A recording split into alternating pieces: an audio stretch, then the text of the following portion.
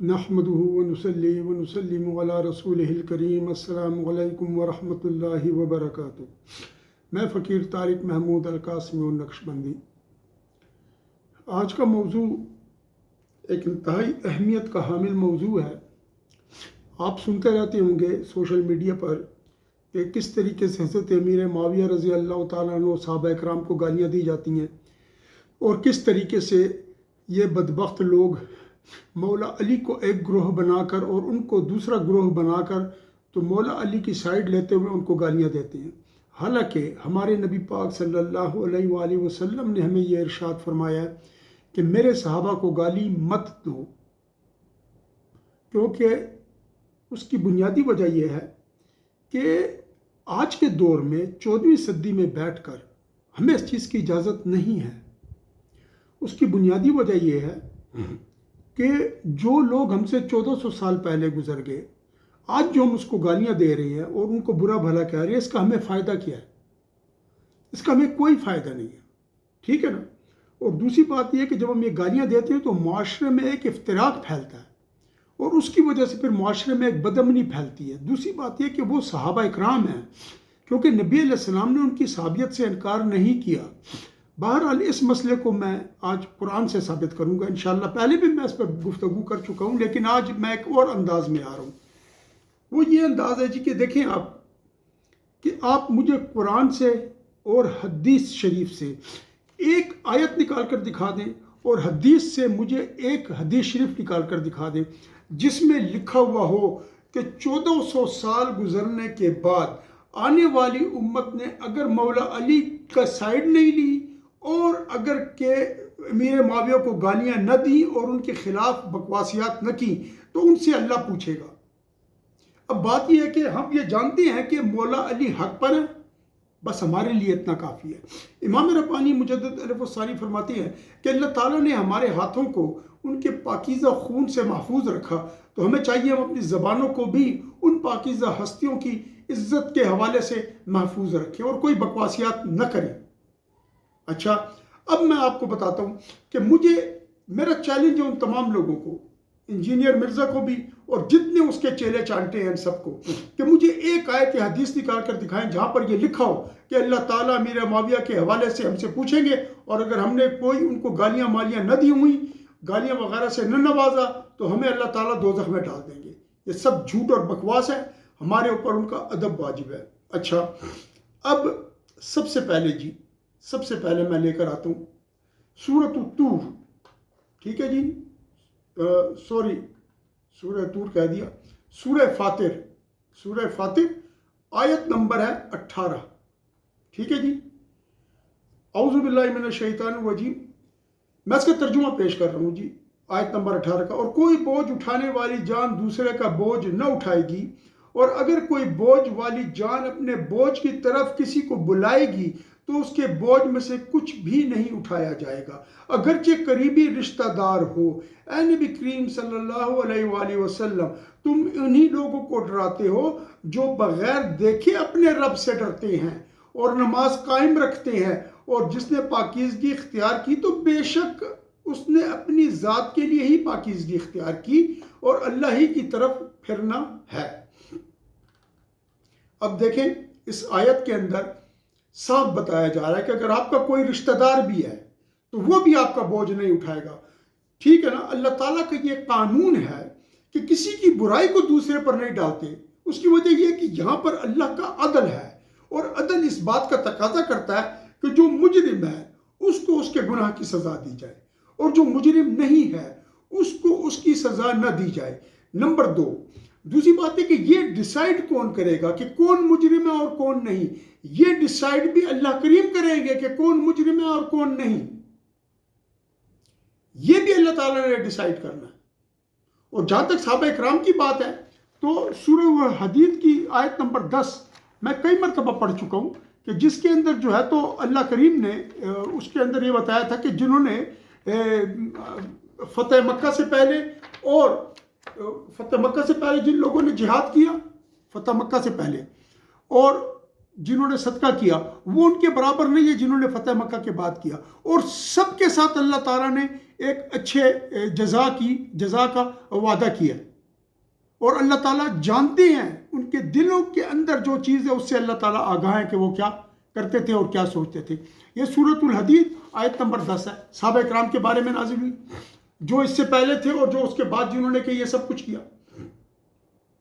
کہیں پر بھی اللہ تعالیٰ نے کسی کے گناہ کے بوجھ کو دوسرے پر نہیں ڈالا، بلکہ یہاں پر جو سورہ حدید میں صحابہ کرام کی بات ہو رہی ہے اس میں بھی اللہ تعالیٰ نے بتایا کہ جو افضل لوگ ہیں وہ ہیں جنہوں نے فتح مکہ سے پہلے خرچ بھی کیا، ایمان بھی لائے اور نبی پاک صلی اللہ علیہ وسلم کا ساتھ دیا، اور جو بعد والے ہیں وہ ان سے تھوڑے سے درجے میں کم ہیں، لیکن اللہ تعالیٰ نے سب کے لیے اچھی بات کی۔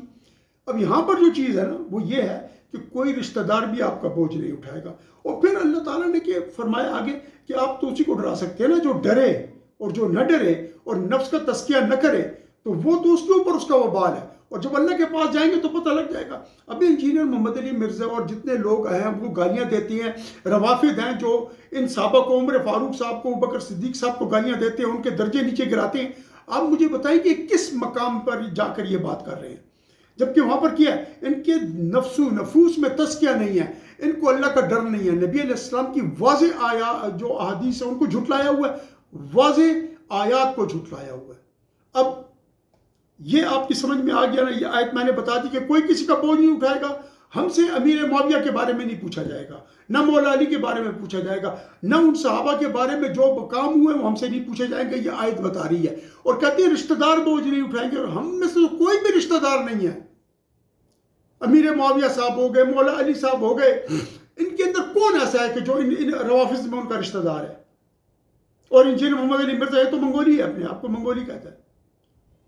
اچھا، اب آئیں گی دوسری اچھا، اب میں آپ کو ایک اور چیز جو بتا رہا ہوں نا سورہ طور سے، اللہ تعالیٰ نے کسی جگہ پر یہ نہیں کہا، کیونکہ عدل کی بات ہے تو عدل میں مجرم کو سزا ملے گی، اور وہ بھی اللہ ڈیسائیڈ کریں گے مجرم کون ہے، کس کو اللہ نے معاف کرنا ہے، کس کو نہیں معاف کرنا، کس کو بخش دینا ہے، کس کو نہیں بخشنا، یہ اللہ ڈیسائیڈ کریں گے، میں اور آپ نہیں۔ اچھا، لیکن اللہ تعالیٰ نے قرآن میں متعدد جگہوں پر یہ فرمایا ہے کہ نیک لوگ جو ہیں ان کا عمل ان کی اولاد کو بھی فائدہ دے گا، اور اولاد کا عمل ان کے والدین کو بھی فائدہ دے گا۔ کیوں؟ وہاں پر عدل تھا، یہاں پر فضل ہے، تو فضل کی کوئی حد نہیں ہے، اور عدل جو ہے نا، عدل اللہ تعالیٰ نے ایسی جگہ پر رکھا ہوا ہے اس کو کہ وہ جب اللہ عدل کرتے ہیں تو اس کے اندر ایک رتی کے برابر جو ہے نا، رتی کے برابر بھی کمی بیشی نہیں ہوتی، ایسا عدل ہے رب کا۔ اور فضل میں کوئی حد نہیں ہوتی، عدل میں حد ہے، عدل کے اندر ایک حد ہے، وہ حد کیا ہے کہ مجرم کو اتنی ہی سزا ملے جتنا کہ اس نے جرم کیا ہے، اور اس کے اندر ایک انسان بھی ڈیسائیڈ نہیں کر سکتا۔ اسی لیے ہمارے علماء قاضی بننے سے بھاگتے رہے، جج نہیں بنے۔ وہ آپ دیکھ لیں جو امام اعظم ابو حنیفہ صاحب ہیں، ان کو جیل میں زہر دے دیا گیا اس بات پر کہ وہ قاضی نہیں بنے۔ کیوں؟ اسی لیے کہ وہ اس کے اندر حدود قائم نہیں رکھ سکتا آدمی، اور اللہ تو ظاہر ہے کہ اللہ تو اللہ ہے۔ اچھا، یہ تو آپ کو سمجھ آ گیا۔ اب آئیں گی جہاں پر اللہ تعالیٰ نے بشارت دی ہے کہ ایک کی نیکی دوسرے کو فائدہ دے گی۔ ترجمہ اس کا کیا ہے جی؟ ترجمہ اس کا یہ ہے، وہ لوگ جو ایمان لائے اور ان کی اولاد نے بھی ایمان میں ان کا اتباع کیا تو ہم ان کو ان کی اولاد کے ساتھ ان کی جو اولاد ہے ان کو ان کے ساتھ ملا دیں گے والدین کے، اور ان کی عمل میں سے بھی کوئی عمل کم نہ ہوگا۔ ہر آدمی اپنے عمل کا گروی ہے، اپنے عمل کے اوپر رہن رکھا ہوا ہے۔ دیکھیں، اس کا مطلب یہ ہے کہ ماں باپ نیک تھے، بزرگ تھے، وہ جب گئے فوت ہو کر تو اللہ تعالیٰ ان کی، چونکہ بزرگ تھے، نیک لوگ تھے، اللہ کا ہر جگہ پر انہوں نے ان کے قانون کا احترام کیا، تو اللہ کریم ان کو کیا کریں گے؟ ان کو جب جنت میں بھیجیں گے تو ان کی اولاد کو ان کے ساتھ ملا دیں گے تاکہ ان کو دیکھ کر ان کی آنکھوں میں ٹھنڈک رہے، اور وہ ایون کہ ان بچوں کو بھی ملا دیں گے جو کہ پیدا ہوتے کے ساتھ ہی ہفتے میں فوت ہو گئے، ٹھیک ہے جی، 10 دن میں فوت ہو گئے، ان کو بھی اللہ تعالیٰ ان کے ساتھ ملا دیں گے۔ اور اللہ تعالیٰ نے آخر میں کیا فرمایا؟ ہر شخص اپنے عمل کا مرہون ہے، گروی رکھا ہوا ہے اس پر. مطلب ہے کہ ہر شخص اپنے عمل کا جواب دے جو اس نے برا عمل کیا ہے. اور اسی طریقے سے اولاد ہے. مثلا کہ اولاد چلی گئی جنت میں، نیک اعمال تھے، ولی تھا کوئی بچوں میں، اولاد میں، تو ماں باپ کو بھی ان کے ساتھ ملا دیا جائے گا تاکہ وہ سب ایک جگہ پر رہیں، ان کی آنکھوں کو ٹھنڈک ملتی رہے. یہ میرے رب کا فضل ہے. یہ میرے رب کا کیا ہے جی؟ فضل ہے. اب یہ آیت بھی میں نے آپ کو سنا دی. اب ایک اور آیت آپ سنیں، اب آپ ایک حدیث سنیں. اور حدیث کیا ہے جی؟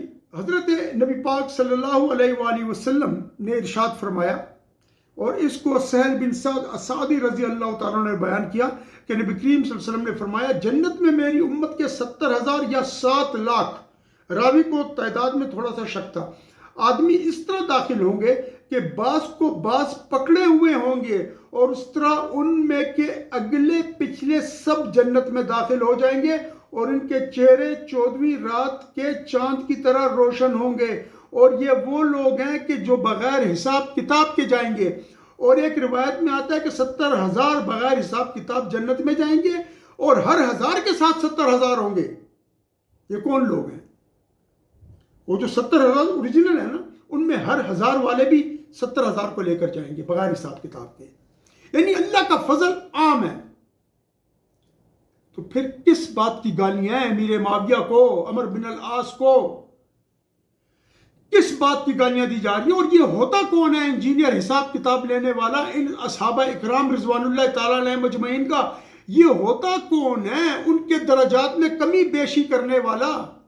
کہ کسی کا درجہ بلند ہے تو کسی کا درجہ نیچی ہے، اور مولا علی جو ہے تو اتنے ہیں، اور جو ہے تو حضرت ابوبکر صاحب. او بھائی تو اپنی اوقات میں رہ، تیری اوقات ہے کیا؟ کافروں کی اولاد ہے تو. اور بڑے فخر سے یہ کہتا ہے، بڑے فخر سے کہتا ہے یہ کہ ہمارے بڑے انہوں نے اولیاء اکرام کو قتل کیا تھا. میں آپ کو آخری آیت سنا کر اس کو کنکلوڈ کرتا ہوں. سورۃ البقرہ آیت نمبر 141. اعوذ باللہ من الشیطان الرجیم. تلک امۃ قد خلت لہا ما کسبت ولکم ما کسبتم ولا تسألون عما کانوا یعملون. اور یہ امت ہے جو گزر گئی ہے، اور یہ وہ امت تھی جو گزر گئی. اس کے لیے وہ تھا جو اس نے کمایا، اور تمہارے لیے وہ ہے جو تم کماتے ہو، اور تم سے ان لوگوں کے بارے میں نہ پوچھا جائے گا جو انہوں نے عمل کیا. یہ آیت پیچھے بھی گزر چکی ہے. یہاں پر مبالغے کے لیے دوبارہ اس کو لے کر آئے ہیں، اور یہاں پر فرمایا کہ یہ خطاب جو ہے نا ان لوگوں کو ہے کہ جو اپنے والدین، جو بزرگ ہیں، جس طرح یہ انجینئر محمد علی مرزا کہتا ہے کہ میں منگولی ہوں اور اولیاء کو قتل کیا تھا انہوں نے، اور یوں ہاتھ بھی چلاتا ہے. تو ان کے لیے یہ آیا خطاب ان کو کیا گیا ہے کہ تم سے اپنے ماں باپ کے اوپر، جو آپ کے وہ کافر باپ گزر چکے ہیں، اور ان کے اوپر جو ہے تو آپ اس طریقے سے نہ کریں کہ اب تکبر دکھائیں اور غرور کریں کہ ہم تو وہ لوگ ہیں. کوئی بھی ایسا نہیں ہے. کیونکہ یہ لوگ اپنے آبا کے اوپر کہا کرتے تھے کہ ہم جو ہے تو ان کی اولادیں، اور اس طرح اللہ تعالیٰ نے فرمایا کہ ایسا نہیں ہے، ہر انسان کو اس کے عمل کے حساب سے ملے گا. تو یہاں پر جو یہ انجینئر محمد علی مرزا ہم نے یہ کر دیا اور وہ کر دیا، کچھ نہیں ملنے والا. یہ دوزخ کما رہے ہیں، اور دوزخ انہوں نے کما لی ہے. قرآن کی آیات میں نے آپ کے حضور میں پیش کی، آپ نے قرآن کی آیات سن لی، تو یاد رکھیے اپنی زبانوں کو بھی ان لوگوں کے جو عزت و حرمت ہے اس سے بچائیں، جیسا کہ اللہ تعالیٰ نے ہمارے ہاتھوں کو ان کو خون سے بچایا. تو تمام صحابہ جنتی ہیں، اللہ کے پیارے ہیں، اللہ سے محبت کرنے والے ہیں، اللہ سے ڈرنے والے ہیں. اب دیکھیں وہ ان کا ایک سٹینڈرڈ تھا، ان کا ایک جو ہے تو معاشرے میں ایک پریسٹیج تھی، ان کی ایک رسپیکٹ تھی، ان کا ایک ریگارڈ تھا، وہ آپس میں برابر تھے. تو وہ جو مرضی کریں. ہم کون ہوتے 1400 سال کے بعد بولنے والے؟ کہنے کا مطلب یہ ہے کہ میں نے آپ کو قرآن و حدیث سے بتا دیا. اللہ تعالیٰ فضل میں تو مدد کرتی ہیں جب وہ فضل کرتی ہیں، لیکن کسی کے گناہ کا بوجھ نہ اٹھایا جائے گا، کسی کے گناہ کا بوجھ ہرگز نہ اٹھایا جائے گا. جن لوگوں نے چینل سبسکرائب کیا ان کا بہت شکریہ، جنہوں نے نہیں کیا وہ سبسکرائب کر لیں. وآخر دعوانا ان الحمدللہ رب العالمین، وصلی اللہ تعالی علی خیر خلقہ ونور عرشہ محمد وعلی آلہ وصحبہ اجمعین برحمتک یا ارحم الراحمین.